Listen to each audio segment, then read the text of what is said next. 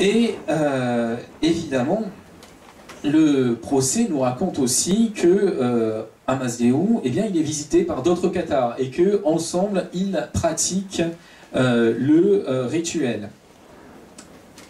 Le rapport du procès nous dit: les hérétiques lui ayant répondu à leur manière, il a écouté leur sermon. C'est ainsi que durant la maladie qui le conduisit à la mort, 4 hérétiques vinrent 2 par 2 l'hérétiquer.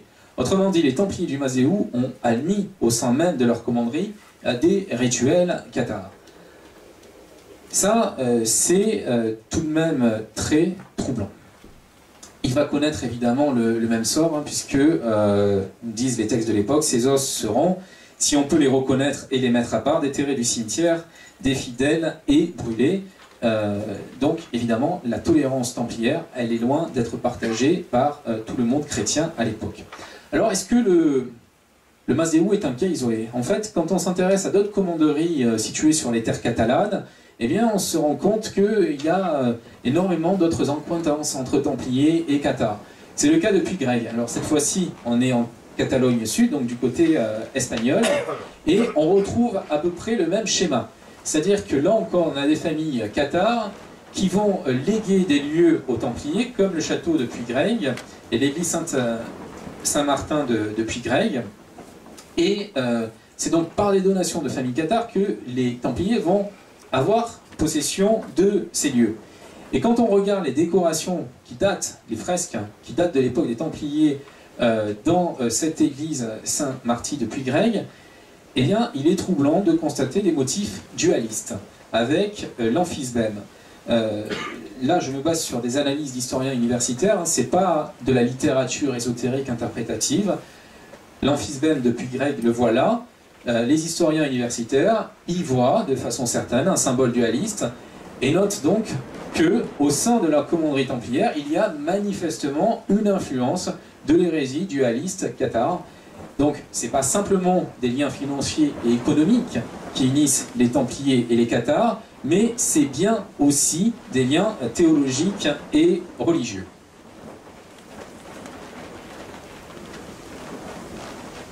Et concernant l'amphisbème, alors on le voit tout de même sur cette image, c'est notre fresque. Donc l'amphisbème, hein, c'est un être à 2 têtes, et donc ces 2 têtes qui vont une dans une direction et l'autre dans l'autre montrent le caractère dualiste de la créature. On est ici dans l'église de Monsonès, qui est un édifice templier, avec ses fresques qui datent également de l'époque templière. Et là, on retrouve encore une fois ce motif de l'amphisbème, avec cette créature. Alors, avec l'éclairage, on ne le voit pas très bien, mais c'est une sorte de dragon qui a une première tête ici, et une autre tête au bout de la queue.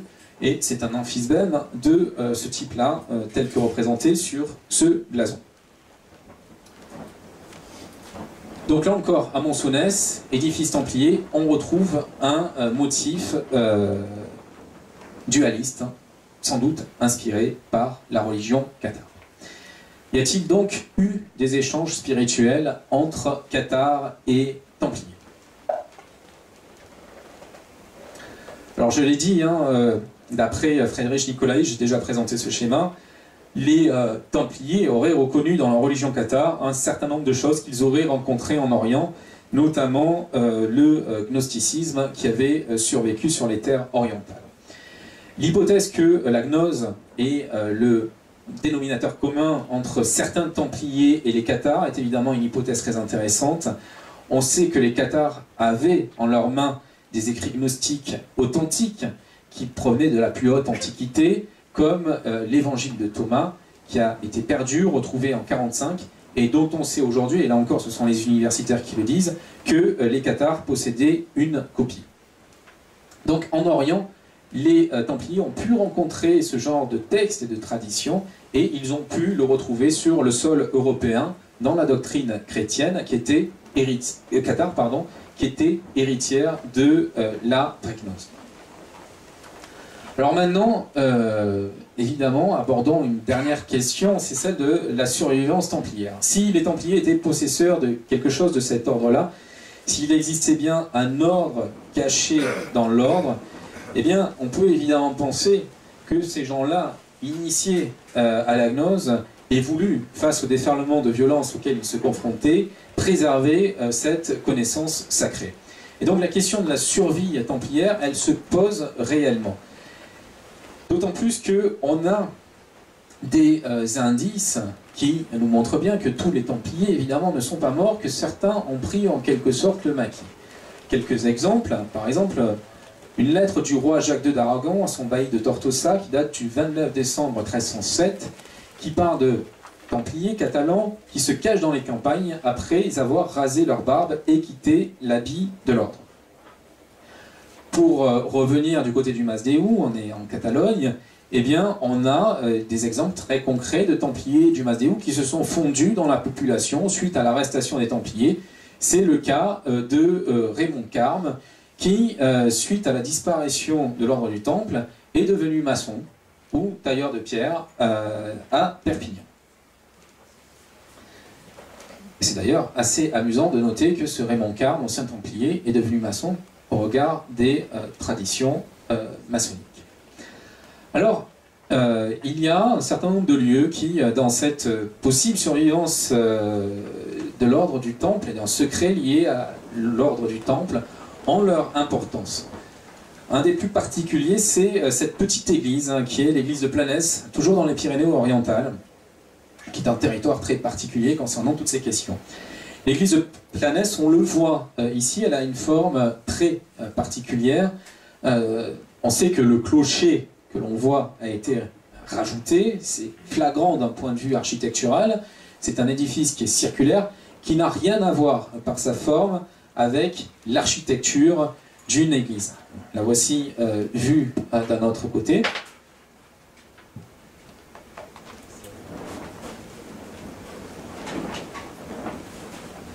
Une autre face.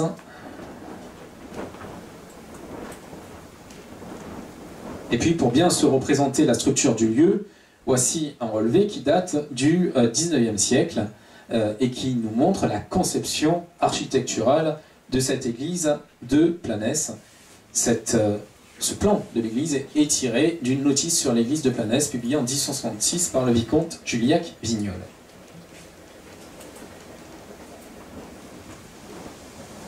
Alors l'église de Planès, sa forme est si particulière que depuis très longtemps, eh bien, on considère que ce n'est pas une église à l'origine, que c'est un monument qui a été transformé en église à un moment donné.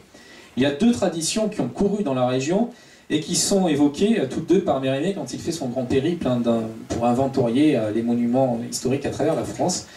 Quand il arrive du côté de Prades, il entend parler d'une église qui est perdue dans les montagnes et dont on dit qu'elle est soit un ancien tombeau musulman, puisqu'il faut évidemment rappeler que les musulmans ont occupé ce territoire, ayant été implantés, soit une construction templière. Et donc, Mérimée va se rendre jusque là-bas pour observer cette église de Planès. Ces deux traditions sont très vivaces dans la région, mais avec le temps, la tradition templière, la tradition qui voit dans les Templiers les concepteurs de ce lieu, a pris le dessus.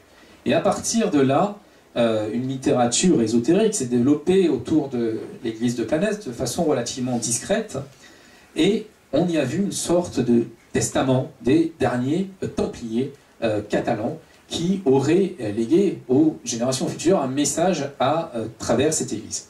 Alors, il faut bien retenir la forme de l'église, puisque cette forme-là, on va la retrouver pas très loin de là.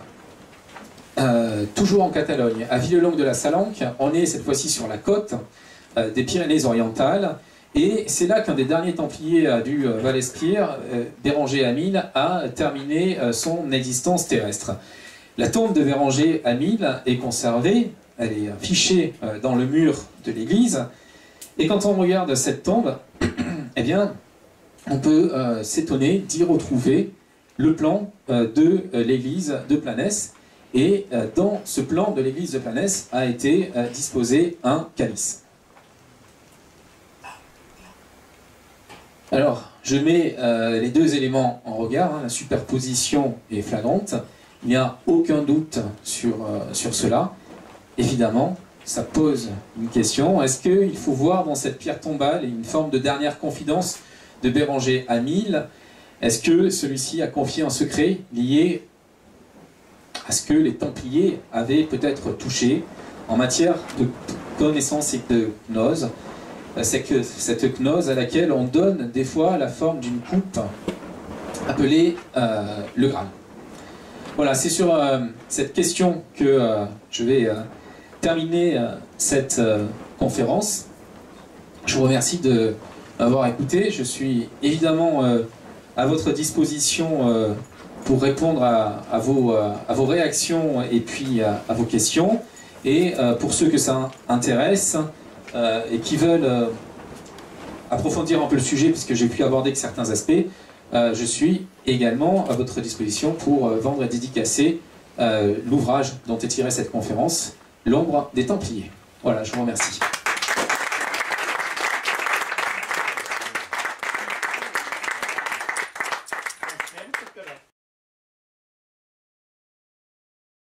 Alors, la première question sera pour...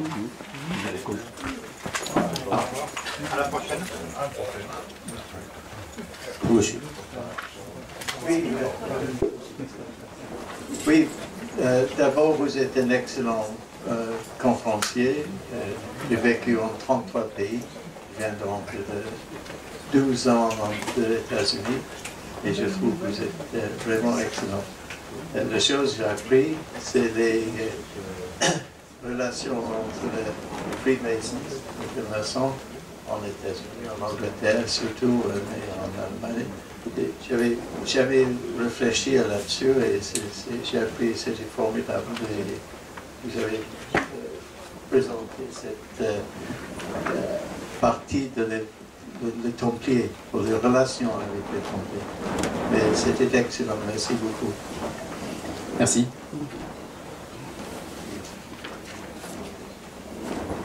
Bonjour, j'ai une question. Tout à l'heure, vous avez parlé du château d'Essarrois, et je n'ai pas trop compris qu'est-ce que ça concernait, qu'est-ce qu'il y avait autour de tout ça. Alors, le château d'Essarrois, c'est donc dans les environs du château d'Essarrois qu'a été retrouvé un de ces coffrets anciens qui a été interprété comme gnostique et templier par le baron Hammer, d'abord.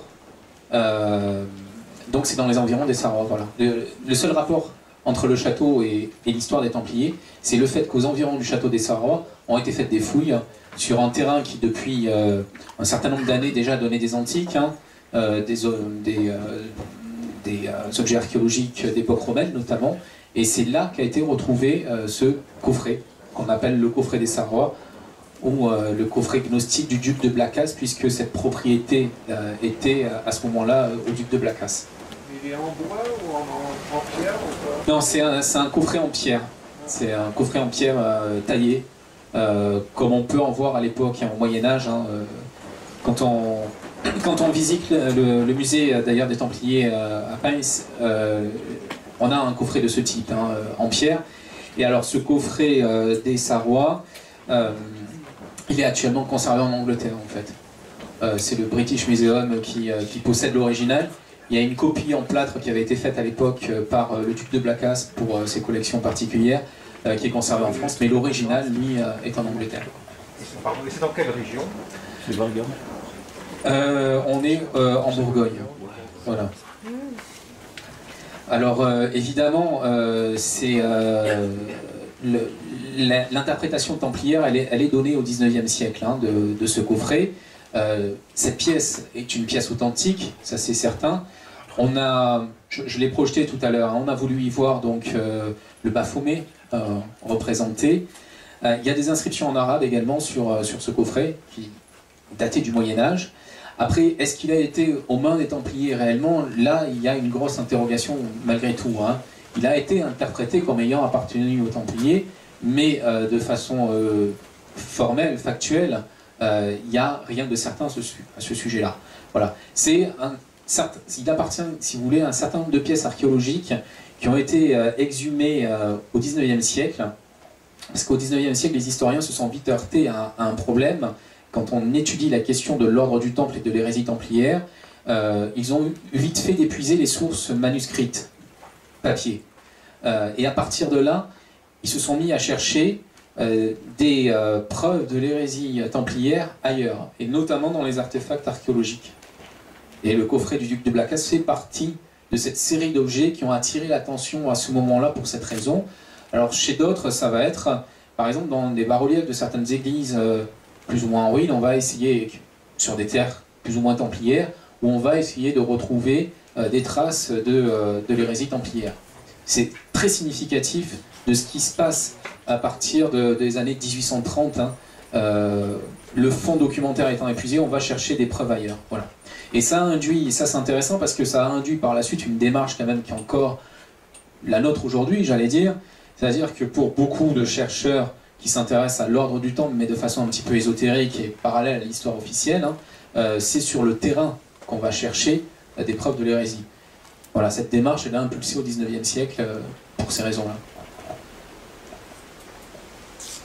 D'accord, mais ce mot il est cité dans un Maurice Leblanc. Quel mot? Et ça reste, c'est un des héros dans le Triangle d'or de Maurice Leblanc. D'accord. Donc quand vous dites que c'était 1830 que c'est sorti, on voit bien que ça a dû le... Ah oui, concrètement, oui, c'était quelque chose qui était très connu à l'époque de Maurice Leblanc. Il arrive bien après.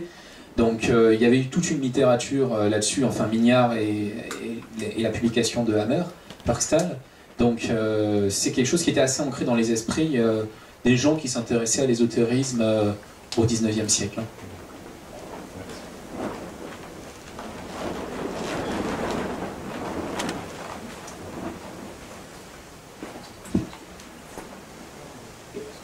Bonjour. Voilà, ma question porte sur l'origine des Templiers. Ils ont été créés essentiellement pour protéger les pèlerins. Et après la chute de Saint Jean d'Acre, donc théoriquement, ils n'avaient plus besoin d'exister. Donc on peut penser que logiquement, ils auraient pu se dissoudre, ou se réformer, ou se recycler vers autre chose. Or, ils sont restés. Et donc on peut se poser la question, est-ce qu'ils n'avaient déjà pas une arrière-pensée derrière quand ils ont créé cet ordre pour protéger les pèlerins? Ou est-ce qu'ils ont évolué d'une façon telle qu'ils sont restés après, pas pour protéger les pèlerins, mais pour d'autres choses? Alors là, c'est une question, c'est extrêmement difficile d'y répondre parce qu'on est dans le domaine de l'interprétatif, en fait. Dès qu'il s'agit de s'intéresser aux motivations secrètes possibles des Templiers, on se heurte très vite à un problème, c'est la source documentaire. Il n'y a aucun document d'époque qui nous permette d'approcher la pensée de l'ordre du Temple. Alors, quand on dit est-ce qu'ils avaient une intention à l'origine, c'est une possibilité, mais on va tirer des conjectures, on va tirer des hypothèses, on n'a aucun texte qui nous explique clairement quelle était leur intention. C'est vrai que quand on regarde la création de l'ordre du Temple, à commencer par l'installation au sein même des ruines du Temple de Salomon, on peut imaginer qu'il y avait peut-être dès l'origine une vocation un petit peu mystérieuse à cet ordre. On a parlé de fouilles faites par les Templiers lors de leur installation. C'est vrai qu'ils sont très très peu nombreux à l'origine, que c'est quelque chose qui a posé question quand on a le point de vue de l'histoire mystérieuse. Évidemment, du côté de l'histoire académique, il n'y a rien de mystérieux dans tout ça. C'est-à-dire que c'est un ordre qui s'installe à Jérusalem avec cette vocation de défense des pèlerins, qui grandit, qui s'installe dans le paysage et qui, à partir de là, ne veut plus en sortir parce qu'il a un rôle économique et puis même philosophique à jouer en Europe aussi. Je pense que les Templiers étaient extrêmement en avance sur leur temps, aussi bien du point de vue des techniques agricoles qu'ils utilisaient, de l'efficacité de leur économie, et puis de leur philosophie et du rapport social qu'ils installaient aux alentours des commanderies. Ils avaient un véritable idéal. Et peut-être que s'ils ont voulu survivre aussi, c'est parce qu'ils se sont retrouvés avec en face des gens qui étaient très éloignés de cet idéal et qu'eux voulaient incarner concrètement quelque chose. Voilà. Les deux points de vue, on peut les défendre. Moi, c'est vrai que je prêche un petit peu pour la voie du juste milieu quand on s'intéresse à la question de l'ordre du Temple, parce que aujourd'hui, de façon schématique, quand on s'intéresse à la littérature templière contemporaine, on a deux courants. D'un côté, un courant très ésotérisant qui voit des mystères templiers à peu près partout, y compris là où il n'y en a pas, et qui ne cherche pas à vérifier ses sources. Et de l'autre côté, un courant académique qui veut, lui, combattre toute notion de mystère templier et qui est extrémiste dans ce combat-là, parce que, quand on est honnête, je crois qu'il y a des interrogations qu'on doit avoir sur les Templiers et leurs règles secrètes, et au moins accepter de ne pas savoir. Or, c'est vrai que l'histoire académique est très affirmative sur la notion il n'y a pas de règles secrètes de Templiers, il n'y a pas de mystère Templier. Voilà. Entre les deux, il y a, à mon sens, un juste milieu, mais c'est une voie un peu plus compliquée parce qu'elle implique d'être dans une certaine forme d'incertitude sur certaines questions. Je veux savoir, en tant qu'historien, qu'est-ce que vous pensez des problèmes religieux et politiques dans le monde aujourd'hui par rapport à tout ce qui se passait dans la période des Templiers? Je trouve qu'il y a énormément de résonances, de parallèles extrêmement troublants entre le contexte actuel. On a vu l'Occident chrétien qui vient en aide aux chrétiens orientaux au Moyen-Âge. C'est exactement la même problématique qui se pose aujourd'hui avec les chrétiens qui sont persécutés en Orient par les islamistes. Donc il y a quelque chose qui est de l'ordre de l'histoire qui se répète là-dedans. Ça, c'est certain. Il y a d'autres parallèles qu'on peut faire sur d'autres périodes que j'ai abordées. Par exemple, la théorie conspirationniste autour de la conspiration des Templiers et des Illuminés qui est présentée au XVIIIe siècle. Quand on regarde le discours actuel sur la grande conspiration, c'est exactement la même chose. Donc là aussi, on a un parallèle extrêmement troublant entre l'Europe de la fin du XVIIIe siècle qui plonge dans un chaos progressif puisque le système en place s'effondre dans les différents pays européens de l'époque, et aujourd'hui une Europe qui ne sait pas où elle va, et un délitement qui est à peu près similaire, et donc une théorie de la conspiration qui est très vivace aussi. Voilà. Je trouve que, quelle que soit la période qu'on regarde, en fait, il y a une répétition cyclique de l'histoire. Ce que nous montre, je crois, aussi l'histoire des Templiers, parce que l'histoire, c'est bien si on en tire un enseignement. Si c'est une série de faits, je pense que c'est un peu vain. Je pense que ce que nous montre l'histoire des Templiers, c'est qu'à partir du moment où on accède à une certaine connaissance spirituelle, à une certaine gnose, eh bien, peut-être qu'on peut dépasser les affrontements chaotiques qui régissent nos sociétés. La relation de fait que mon père, il était à l'université d'Oxford avec Huxley, les philosophes, et c'est lui qui a développé les humanistes, qui est un peu comme les bouddhistes. Il n'avait pas de confiance en les autres religions. Et ce n'était pas une religion en façon, c'est une façon de vivre. Et je crois peut-être on retourne à la façon de vivre plutôt que les politiciens aussi, avec l'Église. Il y a des problèmes assez graves à ce moment. C'est-à-dire c'est-à-dire que l'humanisme, c'était une façon de vivre, comme les Templiers dans un sens. Une façon de vivre, ça revient ça. Huxley, c'est lui qui a fait l'ONU, c'est lui qui a créé l'ONU, Huxley d'Oxford. C'est ça.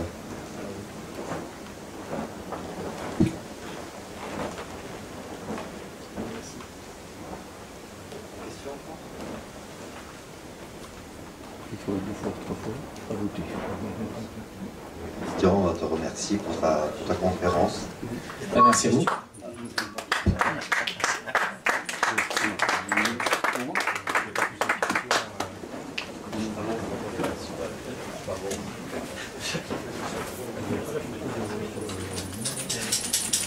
Non, je l'ai. Vous êtes sur Facebook.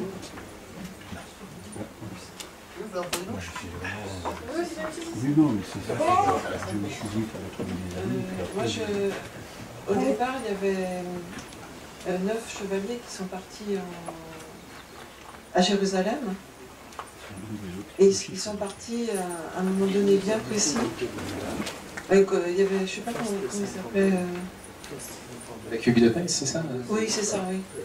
Ces 9 chevaliers sont partis des 4 coins de la France. Et à un moment donné, il y a eu un déclic pour partir. Ils sont partis donc à Jérusalem. Une fois arrivés à Jérusalem, c'était pas pour des raisons c'était pour des raisons personnelles. Parce qu'il y avait un fils dans chaque famille qui était désigné pour garder un secret, pour garder... et à un moment précis, il devait il y avait le déclic qui déclenchait comment je veux dire, la mise en action, justement, de leur départ pour aller chercher quelque chose dans les temples, dans le temple de Salomon. Et je pense que c'est à l'origine des Templiers, de l'ordre du Temple.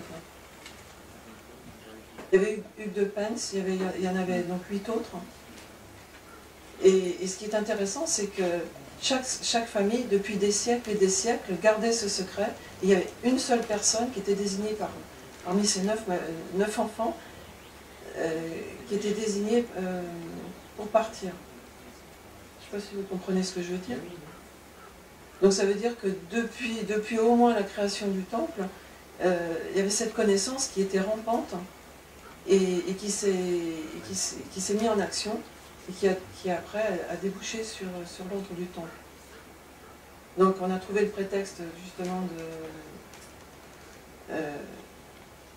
de sauver les pèlerins, de protéger les pèlerins, mais il y avait cette connaissance qui allait après se retrouver certainement en action avec la franc-maçonnerie, je ne sais pas maintenant.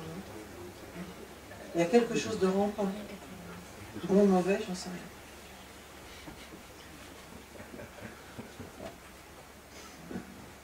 rien.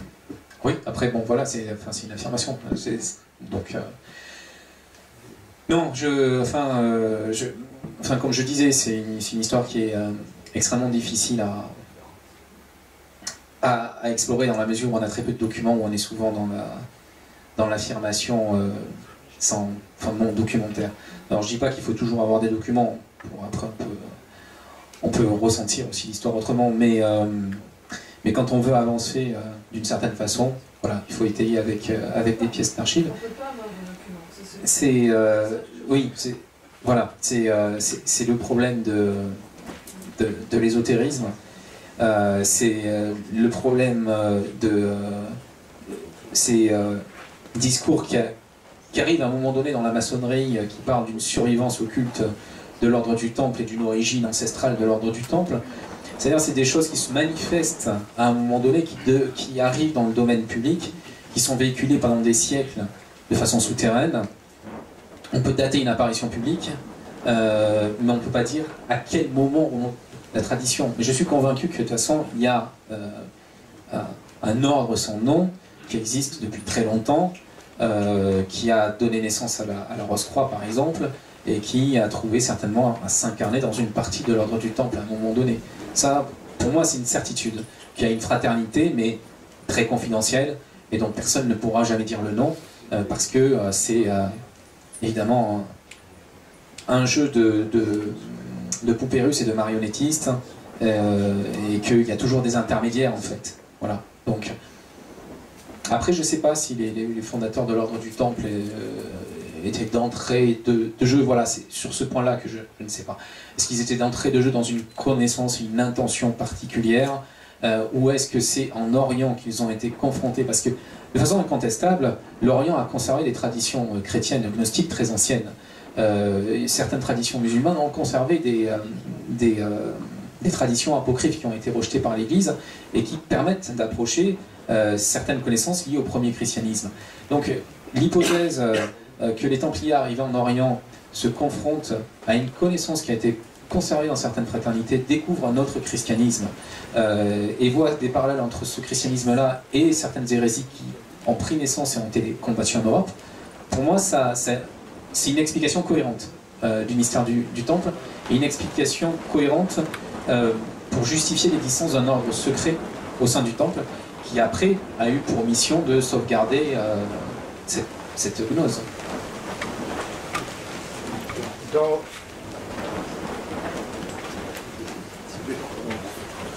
Oui, dans votre autre travail sur Rennes-le-Château, vous aviez cité des quatrains de Nostradamus, et qui correspondaient vraiment à ça. Est-ce que vous en avez trouvé aussi des quatrains de Nostradamus qui correspondent aux Templiers? Non. Non, j'ai pas fait de recherche assez systématique hein, sur le sujet. Par contre, ce qui est tout à fait troublant, dont je parle dans le livre, là j'en ai pas parlé pendant la conférence, c'est le fait que certains ésotéristes qui est connu, mais du moment qu'on s'intéresse à l'ésotérisme, qui est Piob, je sais pas si vous connaissez, donc Piob au XXe siècle, hein, c'est une des grandes figures de l'ésotérisme français du XXe siècle. Eh bien, il défend l'idée qu'en fait, les prophéties de Nostradamus n'ont pas été écrites par Nostradamus, qui pour lui n'aurait pas, serait une sorte de fiction en quelque sorte, mais serait un livre templier. Et alors, j'évoque hein, cette idée.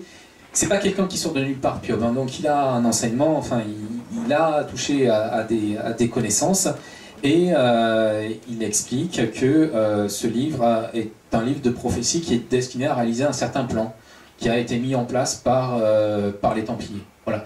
Donc il y a ce lien-là entre les Templiers et Nostradamus, c'est que les fameuses prophéties pourraient être en fait un guide à l'usage de certains pour réaliser un grand dessein. Voilà.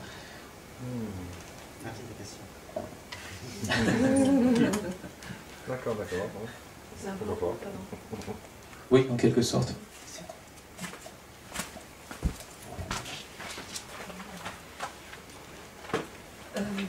Je voulais savoir ce que vous auriez pu entrevoir de leur héroïsme et de leur foi, de particulier. Ce que j'entrevois de l'héroïsme et de la foi, c'est notamment incarné par Jacques de Molay, hein, qui va dignement sur le bûcher. C'est le fait que ces hommes-là ne se relient pas, qu'ils incarnent un idéal, ce qui s'est perdu après, ce qui s'est perdu aujourd'hui. Donc voilà, c'est ça que je vois, c'est l'héroïsme d'incarner une volonté idéaliste en fait. Et aussi bien intérieurement qu'extérieurement d'ailleurs. Après, on a très peu d'exemples parce que, évidemment, Jacques de Molay, c'est quelque chose qui a été vu par des témoins à l'époque.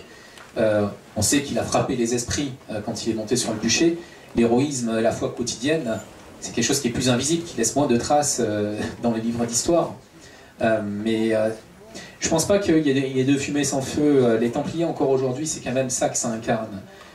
C'est l'incarnation d'un idéal chevaleresque, que certains ont essayé de ressusciter au fil du temps d'ailleurs, hein, dans certaines mouvances ésotériques au XXe siècle.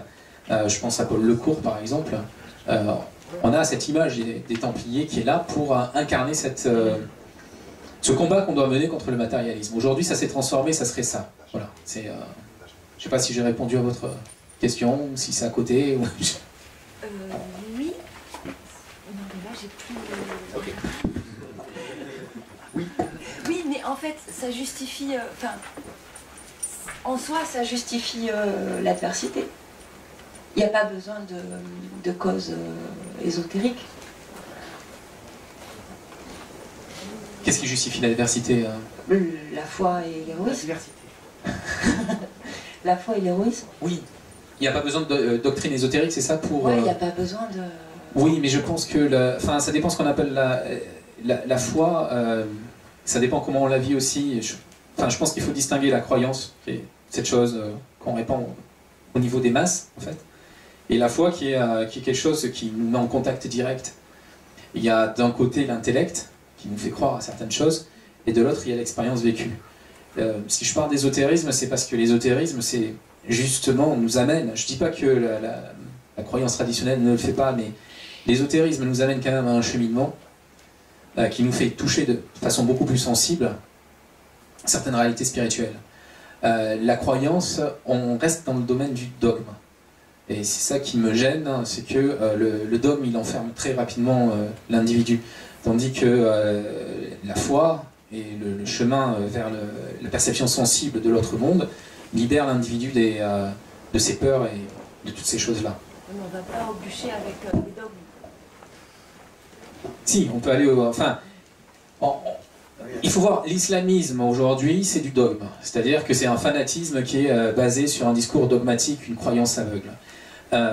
Et ces gens-là vont se sacrifier par rapport à une croyance aveugle et ils vont tuer les autres par rapport à une croyance aveugle. Ça, c'est une abomination. Se jeter soi-même quand on est cathare dans le bûcher parce qu'on ne peut pas renier, là, c'est avoir la foi. On ne peut pas juger, en fait, sur la... Comment dire? Il faut voir l'intériorité de l'homme, voir ce qu'il porte en lui. Et un même geste peut avoir deux motivations complètement différentes. Il peut être motivé par la croyance aveugle comme par la foi. Mais je pense que ceux qui ont été du côté du dogme ont toujours été les barbares dans l'histoire. C'est les islamistes aujourd'hui, ça a été l'Église catholique quand elle a persécuté les cathares. C'est exactement le même schéma. Les gens qui ont la foi, les gens qui ont la gnose, peuvent accepter leur propre mort si on leur demande de se renier, mais je ne les ai jamais vus combattre et infliger des souffrances abominables, psychologiques ou factuelles aux autres. C'est là qu'il y a une grande différence. C'est que les gens qui sont dans le dogme, ils sont dans la peur. La peur engendre la violence. Tandis que quelqu'un qui est dans l'illumination, en fait, il n'a peur de rien. Donc il a à se défendre de rien. Du coup, il ne va pas vouloir répandre sa religion au monde entier. Voilà. C'est là qu'il y a une distinction très nette à faire. Ceci dit, les croyances, vraies ou fausses, ça marche. À partir du moment où on y croit, ça fonctionne. Je pense que ça fonctionne, mais enfin, c'est un conditionnement aussi. Oui, c'est un conditionnement, c'est un ressort humain qui a été utilisé à travers les siècles, aussi bien dans le domaine du religieux que du politique, et les deux sont liés de toute façon. Mais oui, c'est un moyen efficace de soulever des masses et de soulever des foules, ça c'est certain. Après, ça ne fonctionne pas dans le sens où ça n'amène pas à la lumière. Voilà. C'est-à-dire qu'on s'enferme dans un dogme et c'est une forme de prison. Et puis ça marche, que ce soit vrai ou faux, ça marche. Alors que l'ésotérisme, l'expérimental, c'est que par le vrai, le rendu vrai, que ça marche. Au faux, ah oui, bien sûr. On fait demi-tour vraiment. Quoi. Oui. Oui, si on vérifie pas, si on n'a pas quelque chose, si on ne touche pas à quelque chose, effectivement, oui.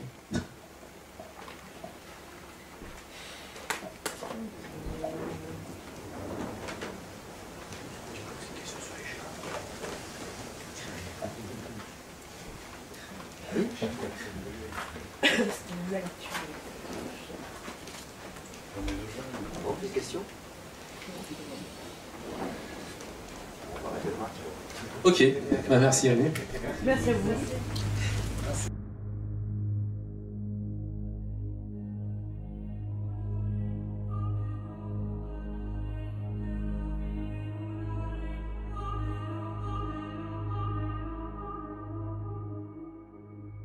Dorime, interrimo ad appare dorime.